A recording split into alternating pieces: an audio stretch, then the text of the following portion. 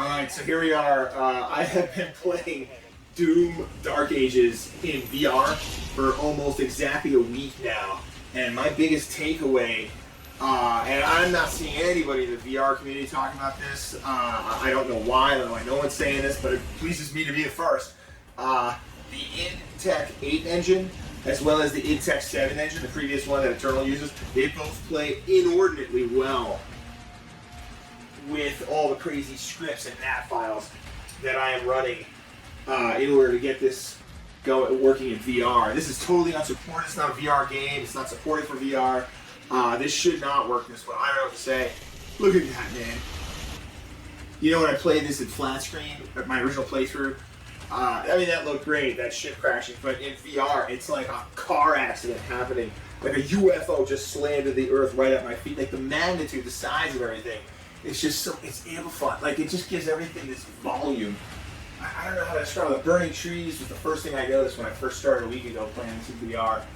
Just towering, you know? Like I really feel like I can feel the heat, you know? I wish there was a way to convey this through a video. So another thing, there's no reason for people to be playing this headlocked in 3DOF. I've actually managed to get this running in 6DOF. So I can uncouple myself and just walk around this beautiful hellscape. Look at this, I'm walking around in somebody else's artwork. This is insane. I can get that, you know, one of the best things is you can get down and really appreciate the graphics. And get down here, look at this acute angle I'm looking at the ground, the sharp angle that I'm viewing the ground, and all the anisotropic filtering, and, you know, I guess it's stuff that's in the engine itself. It doesn't get pixelated and blocked with there's no parallax distortion. It looks so good. Even at this hard angle, you're not supposed to be doing this. The devs didn't expect someone to get their face right up against. Look at this, look how good. And the ray tracing works, you know, the environment reflecting off of the water droplets and being distorted by the ripple. It's just, my God, where the hell's my controller? Anyway, so, yeah, if you get too far away from center and you get uncoupled from your guns, it's no big deal. You just map a button to your recenter, map a button for recentering, and just hit one tap the recenter button, and you're good again. I'm running this on a 4090. Check this out. Look. Here's my VR rig. This is the PC that runs my entire VR holodeck, so to speak. And as you can see, here I'll pull up the, let me one-hand this because I'm holding the camera in my hand. This is the NVIDIA control panel. As you can see, it's a 4090. It's not a 5090, it's not even a 50 series. It's last gen tech, you know? Here it is. This is the actual video card right here, the graphics card. This is a 4090. Running all this. I should probably also point out that I'm using a dedicated Wi-Fi 6E router here. This is a dedicated 6E. That's the highest Wi-Fi speed available. This router's only job is to stream VR games from this PC to the headset. That's it. That's the only job. So that is my solution for latency. So when I'm talking about there's no latency, there's no lag when I'm playing this game, this is a big help. Additionally, this is set to max settings. This is max settings. Here, take a look. Go into the graphics. This is maxed out. Maxed out on a 4090, a AAA game, maxed out on a 4090, being unofficially converted to VR. That should be so taxed. I can't break this game. Look at this. Look at this. This is the thing I want to say. This plays exactly like if you're playing flash screen. Look at this. Bam, bam.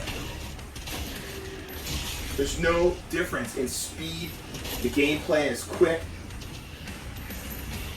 Bam. I feel like, remember the chopper gunner in Full Metal Jacket?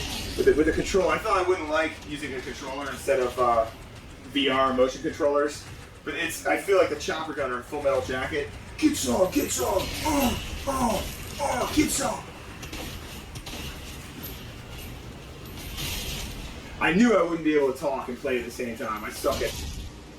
And I said I'd make this quick.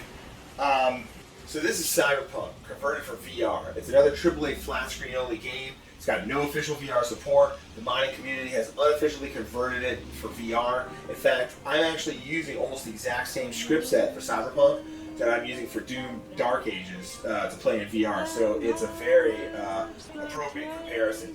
Now, I'm running my Cyberpunk build at max settings. Now when I say max settings, I mean max settings. Not just everything turned all the way up, not just ray tracing turned on. This is running with path tracing. That is the absolute maximum for Cyberpunk. And it's playable. It's actually very playable. But it doesn't look or play nearly as smooth as this new Doom game. You can see, even if I was to turn path tracing off and just leave ray tracing on, there's still artifacting. When I turn my head too quickly or move too quickly, there's jitteriness and pixelation. You don't see any of that in Dark Ages on this new Tech 8 engine. Even when modded for unofficial VR, even cranked up to the highest settings, I mean... Anyway, the other one is Silent Hill, my other main VR game that I'm playing that's unsupported VR. I use Prey Dog injectors for this one, so it's not the same comparison. But same thing with Silent Hill. It's almost perfect. It's got ray tracing, DX12. You know, like it's max. I run it maxed out. I love it, but it sure as hell doesn't play or look like Doom Dark Ages. Doom Dark Ages in, modded hack VR plays like a native VR game. I don't know what to say.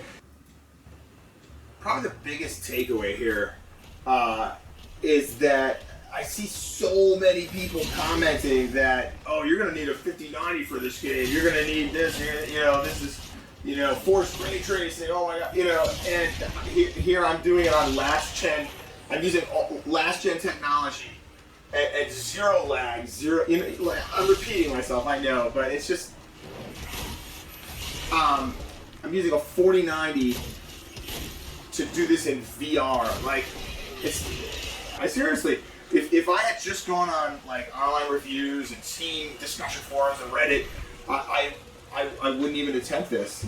Look at this. I just walk right up. I activated the Guardian. Check these guys out. Amazing.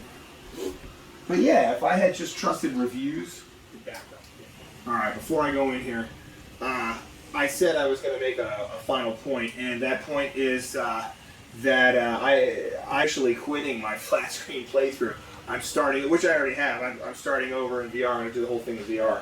It's that good. I was worried that I'd miss something, or there would be characters floating, assets, when you turn around and look somewhere you shouldn't look, you'll see things the devs didn't want you to see. But the way this game was built from the ground up, almost like they were in the world while they were building. I don't know what to say.